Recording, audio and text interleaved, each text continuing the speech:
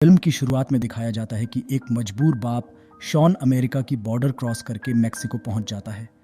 पता चलता है कि उसकी बेटी अपने फ्रेंड के साथ छुट्टियों पर आई थी, लेकिन वापस नहीं लौटी। 3 दिन हो गए हैं और अब तक कोई सुराग नहीं मिला। पुलिस भी कुछ नहीं कर पाई तो शॉन ने खुद ही अपनी बेटी को ढूंढने की ठान ली। उसे कहीं से एक सुराग मिला था। वो गाड़ियों के कबाड़खाने में पहुंचता है, बिना इजाज़त के अंदर घुस जाता है और जल्दी ही अपनी बेटी की कार देख लेता है। शॉन घबराहट में अंदर जाकर सुराग ढूंढता है, लेकिन कुछ नहीं मिलता। अगले सीन में वो भागते हुए पुलिस स्टेशन जाता है और उन्हें अपनी खोज के बारे में बताता है। 2 पुलिस वाले उसके साथ चलने को तैयार हो जाते हैं और वे जल्दी ही कबाड़खाने पहुंचते हैं। लेकिन शॉन चौंक जाता है जब उसे पता चलता है कि उसकी बेटी की कार वहां नहीं है। वो जोर जोर से दावा करता है कि उसने वही कार देखी थी और नंबर प्लेट भी बताता है, लेकिन एक पुलिस वाला जिसका नाम हेक्टर है उसे झूठा समझता है। फिर शॉन को वहां से निकल जाने को कहा जाता है क्योंकि उसने बिना परमिट के अंदर घुसपैठ की थी। बाद में शॉन बॉर्डर क्रॉस करके वापस अपने फार्म पर लौटता है, जहां उसका परिवार उसका इंतजार कर रहा है। जैसे ही शॉन घर में दाखिल होता है, परिवार निराश हो जाता है। शॉन की बड़ी बेटी उस पर गुस्सा करती है कि वह अपनी बहन की रक्षा नहीं कर सका। शॉन उसे समझाने की कोशिश करता है, लेकिन वह अकेला रहना चाहती है। रात में शॉन की अपनी पत्नी सुसान से भावनात्मक बातचीत होती है। सुसान समझदार दिखती है और कहती है कि यह उसकी गलती नहीं है। जब मेक्सिको में शॉन की खोज के बारे में पूछा जाता है तो शॉन बताता है कि उसे उनकी बेटी की कार मिली, लेकिन उसमें किसी संघर्ष के निशान नहीं थे, जिससे लगता है कि लड़कियों को बिना किसी मारपीट के किडनैप किया गया। शॉन आगे बताता है कि जब वह पुलिस स्टेशन गया तो कार गायब हो गई। उसे शक है कि पुलिस वाले भी इसमें मिले हुए हैं, इसलिए वह अगले दिन कॉन्सुलेट जनरल से मिलने की योजना बनाता है। शॉन का एक करीबी दोस्त मैक्स उससे मिलने आता है। उनकी बातचीत से पता चलता है कि दोनों पूर्व सेना के हैं और शॉन उनकी टीम का कर्नल था। उन्हें बहुत खतरनाक मिशन सौंपे गए थे, जिनमें से ज्यादातर में अपराधियों का सफाया करना शामिल था। मैक्स अपने दोस्त की मदद करने की पेशकश करता है ताकि वह उन अपराधियों का पता लगा सके जो इस स्थिति के लिए जिम्मेदार हैं। वह बताता है कि कैसे वह उन्हें तब तक बेरहमी से टॉर्चर करेगा जब तक कि वे सांस लेना बंद न करें। शॉन इस बात से सहमत नहीं होता और चाहता है कि मामला जितना शांति से निपट सके उतना अच्छा हो। बाद में वह और दूसरी गायब लड़कियों के पिता कॉन्सुलेट ऑफिस जाते हैं। कॉन्सुलेट अधिकारी को पूरी स्थिति की जानकारी है, लेकिन वह चौंकाने वाला सुझाव देता है कि वे अपनी बेटियों को भूल जाएं। वह बताता है कि इस शहर पर एक घातक कार्टेल का शासन है और वे कुख्यात हैं। जो भी उनके रास्ते में आता है उसे मार देते हैं। पिछले हफ्ते ही उन्होंने अपने धंधे में दखल देने पर 37 लोगों की हत्या कर दी थी। कॉन्सुलेट यह भी बताता है कि 1 साल पहले यहाँ एक ईमानदार पुलिस वाला नियुक्त किया गया था, जिसने कार्टेल की समस्या को हल करने की कोशिश की। लेकिन एक रात कई गैंग के सदस्य उसके घर में घुस आए और उसे और उसके पूरे परिवार को गोली मार दी। तब से पूरी पुलिस कार्टेल के लिए काम करती है और कोई भी उनके खिलाफ जाने की हिम्मत नहीं करता। यह सब सुनकर दोनों पिता बहुत चिंतित हो जाते हैं। वे पूछते हैं कि उनकी बेटियों को क्यों निशाना बनाया गया, तो कॉन्सुलेट बताता है कि कार्टेल मानव तस्करी के लिए भी कुख्यात है। वह माफी मांगता है और कहता है कि वह इस मामले में कुछ नहीं कर सकता। यह समझते हुए कि कोई भी उसकी मदद नहीं करेगा, शॉन मीडिया को बुलाता है और जीवन टीवी पर पूरी स्थिति को समझाता है। उसने अपनी बेटी से सब्र करने की बात कही और उसे जल्दी ही बचाने का वादा किया। खबर को दुनिया भर में लाखों लोगों ने देखा, जिसमें कार्टेल गैंग के नेता विक्टर भी शामिल थे। उसने थोड़ी सी जांच की और जाना कि शॉन पूर्व सैन्य था और उसने वीरता के लिए विभिन्न पदक प्राप्त किए थे। विक्टर को डर है कि शॉन उनके पीछे आने वाला है। उसने फिर कार्रवाई करने का निर्णय लिया। बाद में उसने अपहरण करने वाले 2 आदमियों को बलात्कारी तरीके से बुलाया। वे कोई अन्य नहीं थे बल्कि हेक्टर और उसका सहयोगी। विक्टर ने उन्हें उनके काम में असफल होने के लिए डांटा क्योंकि उन्होंने गलत लक्ष्य को अपहरण किया। दूसरे पुलिस वाले की तुरंत फांसी का आदेश दिया गया। हेक्टर अभी बच गया है, लेकिन उसे शॉन को ढूंढने में मदद करनी होगी। उसने अपने दाहिने हाथ के आदमी अपने भाई कार्लोस को टेक्सास में कुछ भेजेगा नायक सैन्य ट्रूप्स को डिप्लॉय करने के लिए निर्देश दिए।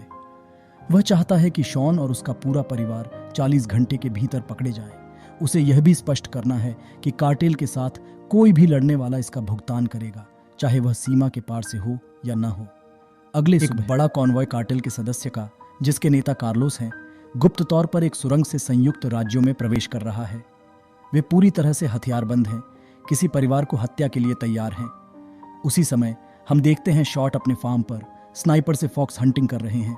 खेल पकड़ने की कोशिश करते हुए उसे अचानक नजर आता है कि कार्टेल के वाहन उसकी तरफ आ रहे हैं। अलर्ट हो जाता है, जल्दी से घर के अंदर रुशिया करता है। वहां उनकी पत्नी और बेटी को ऊपर छुपा देता है। शॉट फिर दुश्मनों पर गोली चलाता है और कुछ को मार देता है, लेकिन जब पूरा गैंग फायरिंग शुरू करता है, वह भी अपने घर में शेल्टर लेने मजबूर हो जाता है। दूसरी जगह एक कॉप लंच करने वाला होता है कि स्टेशन से कॉल आता है। उसे बताया जाता है कि फार पर गन फायर सुनाई दे रही है। हाँ समझो यार, कार्टेल की। वापस घर पर कार्टेल के सदस्य दरवाजा तोड़ने में कामयाब होते हैं, लेकिन जैसे ही एक अंदर आता है, शॉट उसको सीधा गोली मार देता है। फिर वह सभी जगह पर प्लेट्स तोड़ता है, उनके मूवमेंट्स ट्रैक करने के लिए। प्रोग्रेस के बिना फ्रस्ट्रेट होकर शॉट बिल्कुल होम अलोन मोड में चला जाता है। कार्लोस अपने सभी बंदे को अलग अलग दिशाओं में भेजता है और हेक्टर को भी फोर्स करता है ऊपर जाके परिवार को ढूंढने के लिए। लेकिन एक बुरा फैसला था कि अलग अलग लोग शॉट के लिए बिना किसी प्रतिक्रिया के बैठे शिकार बन गए। वह आसानी से उन्हें एक के बाद एक निकाल देता है, अपने परिवार को भी बचाते हुए। सॉन ने भी करप्ट कॉप हेक्टर को कैप्चर किया, जो निकला मुर्गा। जब शूटआउट तीव्र होता है, पूरा घर गोलियों से भर जाता है और मृत शरीर और ग्रेनेड भी छोड़े जा रहे हैं, जैसे कि कोई महत्वपूर्ण स्थिति हो। शॉट ऊपर जाता है और अपने परिवार को खिड़की से निकलने के लिए कहता है, जब वह मर्सेनरीज को भटकाने में लगा होता है। अंत में कार्लोस के साथ शूटआउट शुरू होता है, लेकिन दोनों ही आक्रामक खेलते हैं और एक दूसरे को छूने में असफल रहते हैं। तब तक पहले वाला कॉप फार्म के पास पहुंचता है, सोचता है घरेलू हिंसा का मामला है, पर फिर देखता है कि सिर फट गया है। यह गंभीर स्थिति है भाई। तभी चूपा काबरा कार्टेल के सदस्य उसे पहचानते हैं और गोली चलाने लगते हैं, जिससे वह अपने वाहन के पीछे छिप जाता है। एक बदमाश उसके पास आता है और उसे धोखेबाजी से हेडशॉट देता है। इससे कार्टेल के सदस्यों का ध्यान कॉप की ओर स्थिर होता है और कार्लोस भी मदद के लिए बाहर निकलता है। भटकाने का फायदा उठाता है, धीरे धीरे घर से बाहर निकलता है और अपने परिवार को गैराज की ओर संरक्षित रूप से ले जाता है। रास्ते में उसने कुछ गुंडों को गोली मारी, जिससे उसकी प्रभावशाली कौशल को दिखाया, लेकिन इसी बीच गैंग अंततः कॉप को गिरा देती है और अब वे फिर से शॉन पर ध्यान केंद्रित कर सकते हैं। लेकिन हमारे हीरो जैसे ही कार में पहुंचता है, वह जल्दी से अपने परिवार के साथ भाग जाता है और एक तेज चेस की शुरुआत होती है। कार्लोस और उसके लोग बार बार गोलियों से पीछे से फायर करते हैं, लेकिन शॉन सभी को कुशलता से टालता है, उनकी पत्नी और बेटी को सुरक्षित रखते हुए। लेकिन जब उसे पता चलता है कि उसकी कार फटने वाली है और हेल्थ बार्स कम हो रहे हैं, तो उसे एक विचार आता है। उसने तेजी से रोड के किनारे पर अपनी कार रोकी और फिर जब बदमाश वहां पहुंचते हैं, शॉन उन पर बिल्कुल सटीकता से गोली चलाता है। उसने तुरंत कुछ लोगों को मार डाला, जिसमें ड्राइवर भी शामिल था, जो उनकी गाड़ी को गर्माहट में ला देता है और कार्लोस अब सशक्त होकर जमीन पर घायल है। वह मुश्किल से अकड़ता है और शॉन को दोहराता है कि वह इसे पछताएगा, लेकिन जब उसकी टांगों में 2 गोलियां खाता है, तो वह तुरंत अपने भाई की स्थिति और अपहरणित लड़कियों के पते खोल देता है। शॉन उसको धन्यवाद देता है और एक जूते संख्या में उसके मुंह पर एक डंडा मारता है। इससे उसका अंत बहुत निराशाजनक होता है। इस घटना के बाद जीवन में शॉन अपने परिवार की जिंदगी के लिए डरने लगता है, तो वह अपनी पत्नी और बेटी को अस्थायी रूप से एक सुरक्षित स्थान पर भेज देता है, जो कि उसने पहले ही कर लेना चाहिए था। फिर वह अपने सबसे अच्छे दोस्त मैक्स से संपर्क करता है और उसके पहले प्रस्ताव को स्वीकार करता है कि उसे मदद की जरूरत होगी। मैक्स तुरंत ही उपस्थित हो जाता है और लगता है कि वह मिस्टर थ्रिल ओनफ इन ये मिशंस है जिसे शॉन जैसे शांति से मसलह करने का प्रयास करते हैं। स्पष्ट है कि मैक्स एक क्रूर हत्यारा है जो लोगों को पीड़ित करने में बड़ी खुशी लेता है, भले ही वे मैक्सिको के सबसे बड़े अपराध संघ के खिलाफ हों। मैक्स ने अपने साथ एक ऑनरसेनल ऑन वैभविक शस्त्रों को भी ले आया है और एक अन्य यंत्रणा भी।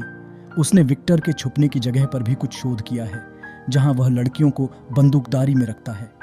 अगले सीन में 2 दोस्त सीमा पार करते हैं और लक्ष्य स्थान की ओर बढ़ते हैं। वे दूर से देखते हैं कि विक्टर अपने भाई के पता लगाने की कोशिश कर रहा है, जिसे पता नहीं कि कार्लोस को न केवल मार दिया गया है, बल्कि उसने उसका पता भी बता दिया है। फिर और देर न करते हुए वे एक्स सैनिक अपने हथियारों को उठाते हैं और अपनी उत्कृष्ट युद्ध कौशल से मैंशन में प्रवेश करते हैं। इस अवस्था में गार्ड्स को एक के बाद एक गिराते हैं। विक्टर अपने कमरे से गोलियों की आवाज सुनता है और डर जाता है। उसे समझ आता है कि अमेरिकन अंततः उसके पीछे आ गए हैं और उसे बचने का कोई रास्ता नहीं है। दूसरी ओर मैक्स और शॉन अपनी हमलावरी जारी रखते हैं। वे शक्तिशाली दिखते हैं और कोई भी गुंडे उन्हें छूने में सक्षम नहीं होते, यहाँ तक कि सुरक्षा के मुखिया एक बलवान व्यक्ति भी हार जाता है। अंत में वे विक्टर के छिपे हुए कमरे तक पहुंचते हैं। कार्टेल बॉस शुरुआत में टफ बनने की कोशिश करता है और डॉन का दावा करता है कि उसके लोग आ रहे हैं, लेकिन शॉन गुस्से में आ जाता है और उसे पीटता है, उससे अपनी बेटी के पते पूछते हुए। जब विक्टर अधिक से अधिक सजा नहीं सह सकता तो वह उन्हें लोकेशन ले जाने को तैयार हो जाता है। तीनों उनकी गाड़ी में चढ़ते हैं और जल्द ही वहां पहुंचते हैं जहां लड़कियां रखी गई हैं। फिर से मैक्स और शॉन को एनपीसी गार्ड्स को मारने में कोई कठिनाई नहीं होती। उन्हें अंततः अपनी बेटी का पता लगता है और उनका एक भावनात्मक मिलन होता है।